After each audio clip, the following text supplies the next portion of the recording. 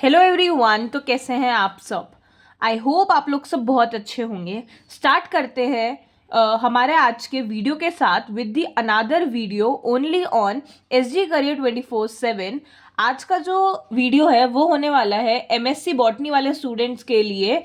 Semester fourth, paper name is plant morphology and anatomy का आज का जो क्वेश्चन है वो एक थोड़ा सा लॉन्ग आंसर्ड क्वेश्चन है। तो आज की वीडियो भी थोड़ी सी लॉन्ग वीडियो बनेगी क्योंकि आज का जो क्वेश्चन है वो आपके क्वेश्चन पेपर में पूरे 10 नंबर का पूछा जाता है। तो 10 नंबर आपको अगर पूरे सिक्योर करने हैं तो उतना उसका आंसर भी हमें पेपर में लिख के आना होता है, राइट?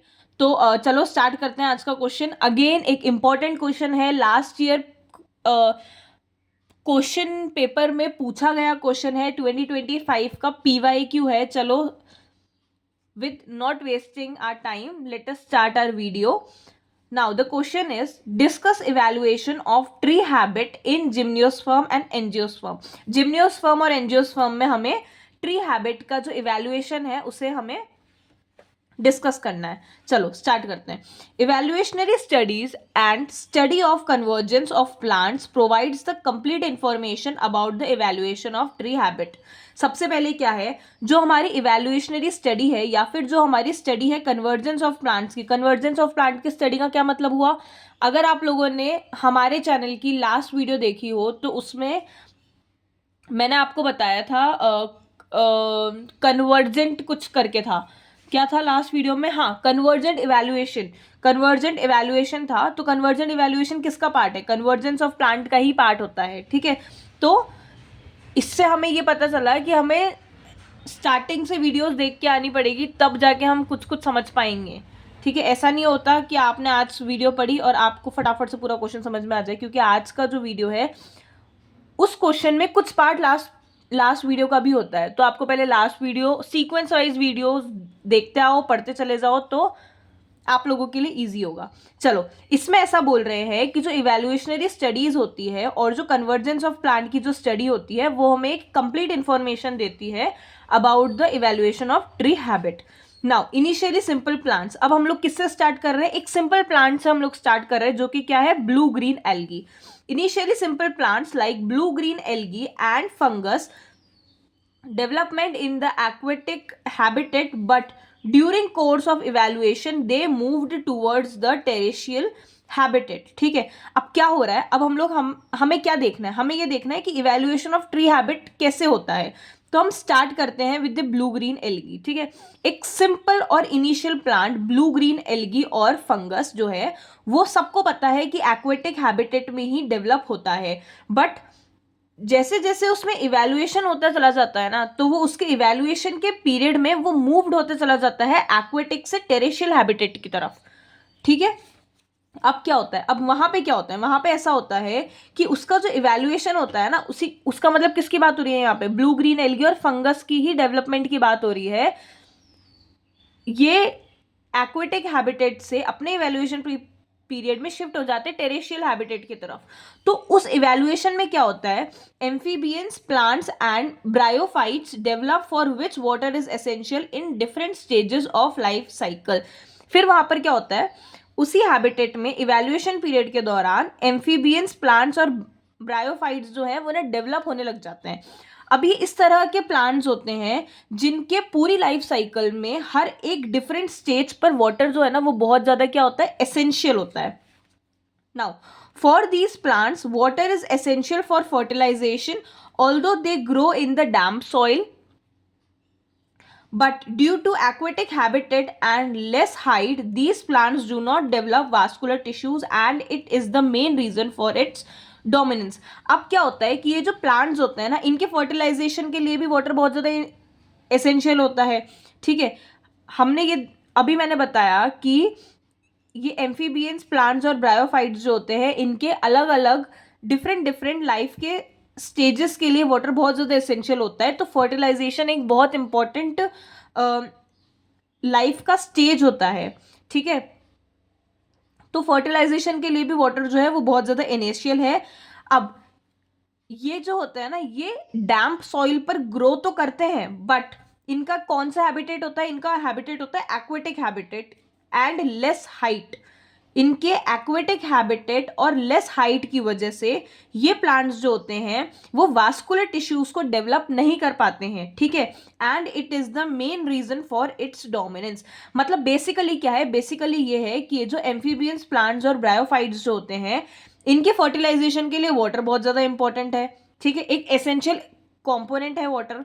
उसके बाद ये जो होते हैं वो डैम्प सॉइल पर ग्रो तो करते हैं, बट इनके एक्वेटिक हैबिटेट और लेस हाइट की वजह से ये वास्कुलर टिश्यूज को डेवलप नहीं कर पाते हैं, ठीक है। Next, in this sequence pteridophytes develops which are considered as first land vascular plants which grow on land and in dry habitat and develop the vascular system, ठीक है। अब क्या होता है, अब इसी सीक्वेंस में अब वहां पे क्या ग्रो होने लग जाता है, वहां पर ग्रो होने लग जाता है हमारा टेरिडोफाइट्स वहां पर क्या होने लग जाते हैं, डेवलप होना स्टार्ट कर देते हैं। और टेरिडोफाइट्स जो है वो उसे हम कंसिडर करते हैं as first land vascular plant, ठीक है, जो कि ग्रो करता है एक लैंड पर और एक ड्राई हैबिटेट पर, ठीक है। एक लैंड पर ग्रो होएगा, जो हमारे टेरिडोफाइट्स है वो कंसिडर किया गया है as a first land vascular plant, जो कि ग्रो करता है एक लैंड पर और एक ड्राई हैबिटेट पर, और वो डेवलप भी करता है वास्कुलर सिस्टम को, ठीक है।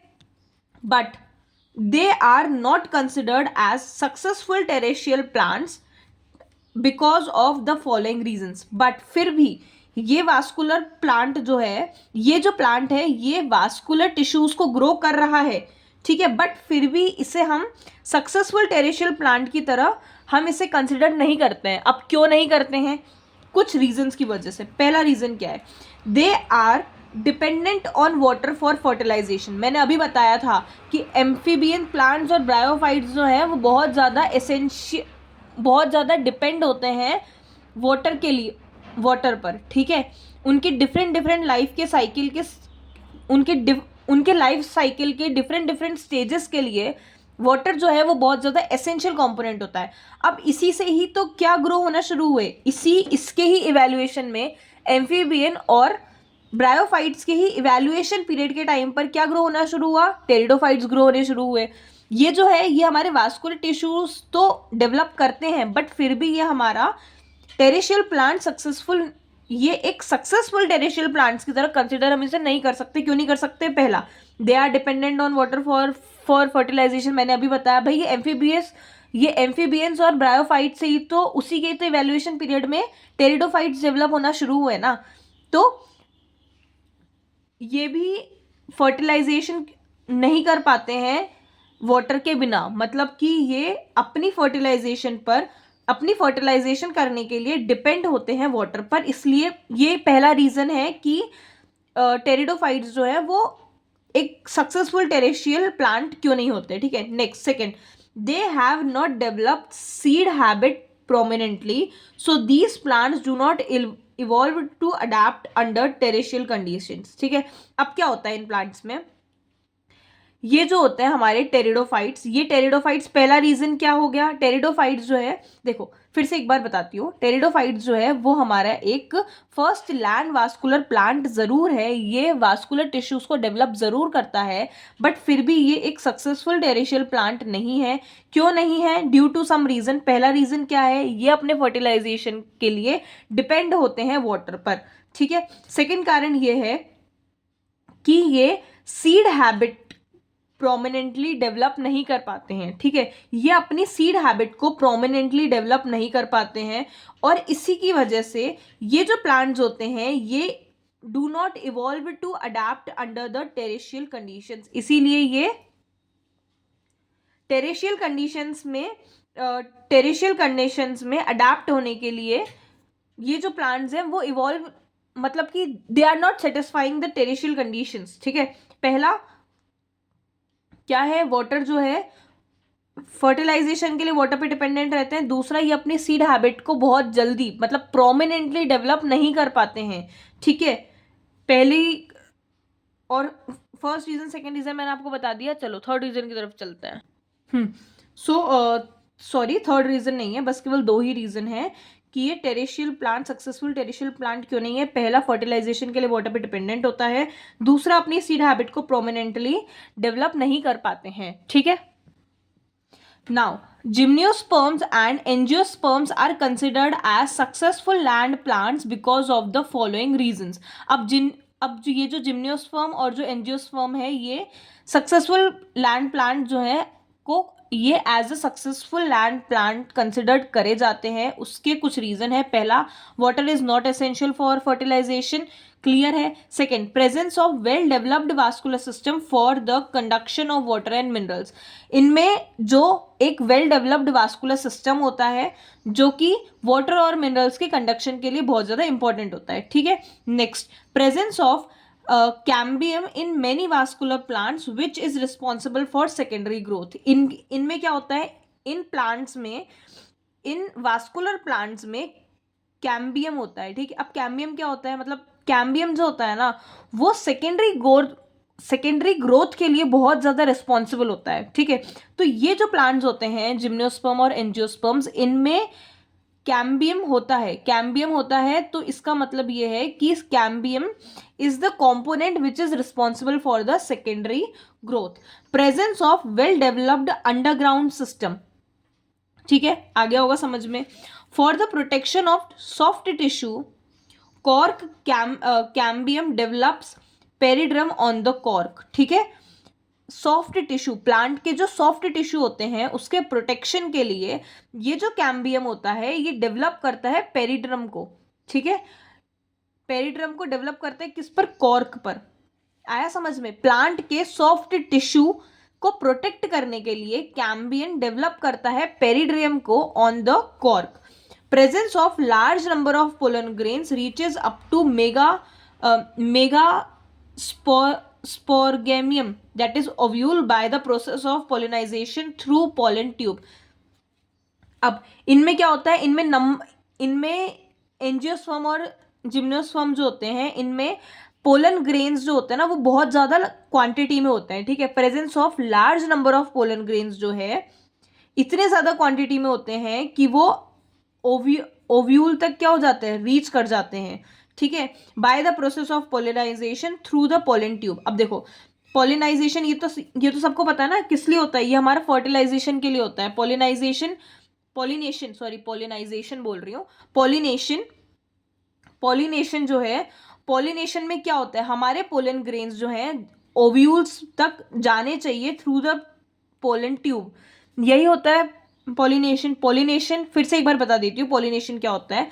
पोलिनेशन एक ऐसा प्रोसेस होता है जहां पर पोलन ग्रेन्स जो हैं वो ओव्यूल तक जाने चाहिए थ्रू दी पोलन ट्यूब। उसी से हमारा क्या होता है, उसी से हमारा होता है फर्टिलाइजेशन। ठीक है, तो ये जो होता है हमारे जिम्नोस्पर्म और एंजियोस्पर्म्स, इनमें large number of pollen grains जो होते हैं वो प्रेजेंट होते हैं। ठीक है, large number of pollen grains जो हैं वो प्रेजेंट होते हैं और वो ओव्यूल तक भी रीच कर जाते हैं by the process of pollination through the pollen tube. ठीक है, now the mega sporangium modify into the ovules and develops into the seeds that protect the embryo within it and helping the plant to survive in the unfavorable condition। अब क्या होता है कि ये जो हमारे ओव्यूल्स होते हैं ना, ये ओव्यूल्स डेवलप किस में हो जाते हैं, सीड्स में, जो कि प्रोटेक्ट्स द एम्ब्रियो, जो कि प्रोटेक्ट करता है एम्ब्रियो को, जो कि उसके अंदर ही होता है, राइट, और हेल्प करता है प्लांट को to survive in the unfavourable condition. आया समझ में। जो ओव्यूल्स होते हैं, ओव्यूल्स डेवलप हो जाते हैं in the form of seed that protects the embryo within it और हेल्प करते हैं प्लांट को to survive in the unfavourable conditions also. ठीक है, ये क्या थे, ये पूरे के पूरे 7 रीजंस थे। ये पूरे के पूरे आपके 7 रीजंस हैं कि जिम्नोस्पर्म और एंजियोस्पर्म्स एक सक्सेसफुल लैंड प्लांट्स क्यों हैं। ठीक है, नाउ अब हम पढ़ेंगे एंजियोस्पर्म्स को। Angiosperms are more developed than gymnosperm because in firms, that is the gymnosperm, firm मतलब अगर आपको कहीं पर भी फर्म वर्ड लिखा हुआ आ जाता है पेपर में या किसी भी नोटबुक में, फर्म मतलब होता है हमारा gymnosperm. The vascular tissues are usually part of main axis and develop according to size of stem and leaves. हाँ, तो अब यहाँ पर क्या है, यहाँ पर है अब हम लोग एंजियोस्पर्म और जिम्नोस्पर्म के बारे में पढ़ेंगे. एंजियोस्पर्म जो है वो जिम्नोस्पर्म से ज़्यादा डेवलप्ड है. ठीक है, अब ये कैसे डेवलप्ड है?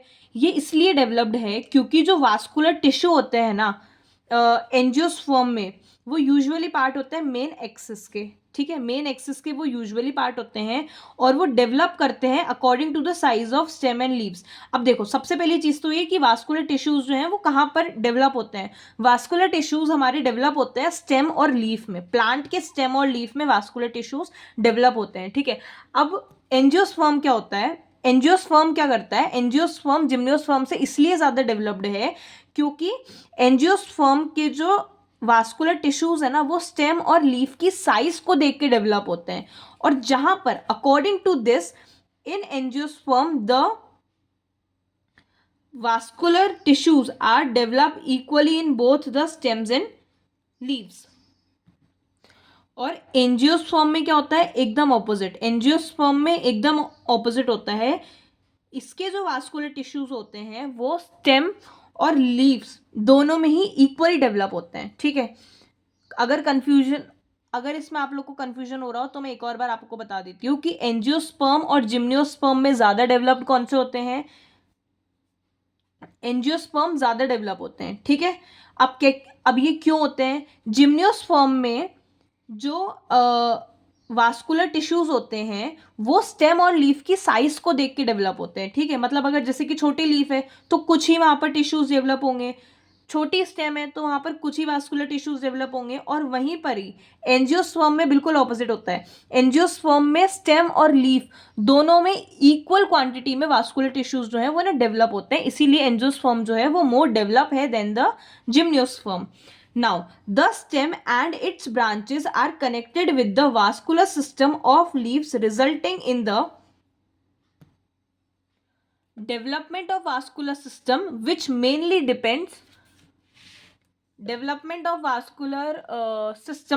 mainly depends on the leaves.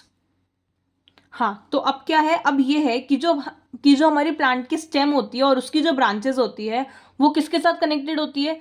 देखो, बहुत कॉमन सी चीज़ है कि आपके स्टेम पे क्या होते हैं? लीव्स होते हैं. तो वो जो स्टेम और स्टेम की जो ब्रांचेस होती है उन पे लीव्स होते हैं. तो वो किसके साथ कनेक्टेड होती है? वो लीव्स के वास्कुलर सिस्टम के साथ कनेक्टेड होती है. ठीक है, जो कि resulting in the development of vascular system which mainly depends on the leaves. ठीक है, मतलब क्या होता है? जो स्टेम्स और ब्रांचेस होते हैं, स्टेम्स की जो ब्रांचेस होती है वो लीव्स के वास्कुलर सिस्टम के साथ कनेक्टेड होती हैं. ठीक है, वो उसके साथ कनेक्टेड होती है. तो उसकी वजह से क्या होता है? जो वास्कुलर सिस्टम है ना वो बहुत ज़्यादा डेवलप होने लग जाता है. पूरे प्लांट का वास्कुलर सिस्टम बहुत ज़्यादा डेवलप होने लग जाता है. तो इससे हम ये बता सकते हैं कि जो वास्कुलर सिस्टम जो है पूरे के पूरे प्लांट का वो किस पे डिपेंड करता है? On the leaves. Next, those plants which have more extended canopy of leaves have more developed stems and vascular system, that is according to the development of canopy of leaf, stem should be more woody and tree habit will be developed. ठीक है, अब यहाँ पर क्या होता है? यहाँ पर ऐसा बोल रहे हैं कि ऐसे प्लांट्स जिनमें बहुत ज़्यादा एक्सटेंडेड कैनोपी होती है ना लीफ की कैनोपी, ऐसे प्लांट्स जिसमें लीफ की कैनोपी जो है वो बहुत ज़्यादा एक्सटेंडेड होती है, तो उनमें स्टेम्स जो है उनके स्टेम्स जो होते हैं वो मोर डेवलप्ड स्टेम्स होंगे. और जो वास्कुलर सिस्टम है वो भी मोर डेवलप्ड होगा, क्योंकि वास्कुलर सिस्टम पूरा डिपेंड किस पे करता है? लीफ पे करता है. और लीफ पे करता है मतलब क्या है? लीफ की अगर कैनोपी अगर ज़्यादा होगी तो वो डेवलप्ड लीफ होगी. ठीक है, ईजी वे में समझो. हमने ये देख लिया कि वास्कुलर सिस्टम जो है स्टेम और ब्रांच का वास्कुलर सिस्टम, लीफ के स्टेम और ब्रांच जो है वो लीफ के साथ कनेक्टेड होती है लीफ के वास्कुलर सिस्टम के साथ में. ठीक है, अब उसकी वजह से पूरे स्टेम और लीफ में एक वास्कुलर सिस्टम जो है वो पूरी तरह से डेवलप हो जाता है ड्यू टू दैट लीफ. मतलब लीफ पे पूरा का पूरा डिपेंडेंसी है यहाँ पर. है ना। अब अगर लीफ की कैनोपी अगर अच्छी होगी ना तो वो जो स्टेम है ना वो भी बहुत ज़्यादा डेवलप्ड होगा और वास्कुलर सिस्टम भी बहुत ज़्यादा डेवलप होगा, ठीक है।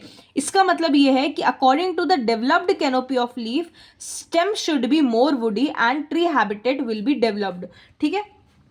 अब मैंने ये बोला कि लीफ की कैनोपी जो है वो अगर अच्छी होगी, वो बहुत ज़्यादा एक्सटेंडेड होगी, तो स्टेम्प जो है, जो प्लांट का जो स्टेम्प है वो भी डेवलप होगा और वास्कुलर सिस्टम भी डेवलप होगा। इससे हमारा मतलब ये है कि अगर लीफ की कैनोपी बहुत ज़्यादा डेवलप होगी तो जो स्टेम्प है वो क्या होगी, डेवलप्ड होगी मतलब कि वो बहुत ज़्यादा वुडी होगी, ठीक है। और वास्कुलर सिस्टम भी, क्या बोला था मैंने, एक तो स्टेम डेवलप होगा और एक वास्कुलर सिस्टम डेवलप होगा। स्टेम तो कैसे डेवलप हो जाएगा, जो स्टेम है वो बहुत ज़्यादा वुडी होगा, और वास्कुलर सिस्टम कैसे डेवलप होगा, उसमें ट्री हैबिट जो है वो डेवलप होना स्टार्ट हो जाएगा, ठीक है। In angiosperm dicots have more developed tree habit than monocots because of the following 5 reasons. अब देखो, एंजियोस्पर्म होते हैं, ये आप लोग को पता होगा कि एंजियोस्पर्म्स जो होते हैं, डाइकोट्स जो है वो बहुत ज़्यादा डेवलप्ड होते हैं ट्री हैबिट में देन द मोनोकॉट्स, ठीक है। अब ऐसा क्यों होता है, एंजियोस्पर्म में दो चीज़ें होती है, डाइकोट्स और मोनोकॉट्स, ठीक है। अब एंजियोस्पर्म में डाइकोट्स जो होते हैं वो बहुत ज़्यादा डेवलप्ड होते हैं towards the tree habit. Tree habit develop का मतलब क्या होता है, एक प्लांट ट्री से एक प्लांट डेवलप हो रहा है, किसमें, ट्री में वो डेवलप हो रहा है, ठीक है। तो ये ऐसा बोल रहे हैं कि एंजियोस्पर्म जो है उसमें जो एंजियोस्पर्म में दो होता है, that is dicot and monocots. तो जो डाइकोट्स होते हैं, डाइकोट्स में ज्यादा डेवलप्ड ट्री हैबिट होता है देन द मोनोकॉट्स। अब क्यों होता है, देयर आर द 5 रीजंस, चलो देखते हैं। Presence of well developed vascular system for conduction of water, mineral and food material, जैसे कि मैंने अभी आप लोगों को उसमें बताया था, ये तो एज इट इज सेम है अभी जो हमने पढ़ा था जिम्नोस्पर्म और एंजियोस्पर्म। क्यों एक क्या बोलते हैं उसको, लैंड प्लांट कंसिडर करे जाते हैं, एक सक्सेसफुल लैंड प्लांट क्यों क्यों कंसिडर करे जाते हैं, उसका एक रीजन था और वही यहाँ पर सेम रीजन है। क्यों होते हैं, क्योंकि वास्कुलर सिस्टम, उसमें वास्कुलर सिस्टम प्रेजेंट होता है for the conduction of water, mineral and food material. Presence of well developed network of primary, secondary and other roots, ठीक है। प्राइमरी सेकेंडरी और जितने भी सारे रूट्स है ना उसमें एक वेल डेवलप्ड नेटवर्क होता है। Next, presence of more absorption capacity in dicots than monocots and gymnosperm. अब क्या होता है कि डाइकोट्स जो होते हैं ना, डाइकोट्स में मोनोकॉट और जिम्नोस्पर्म इन दोनों से ही ज्यादा एब्जॉर्प्शन की जो पावर है ना, एब्जॉर्प्शन की जो कैपेसिटी है वो बहुत ज्यादा होती है डाइकोट्स में। Presence of well developed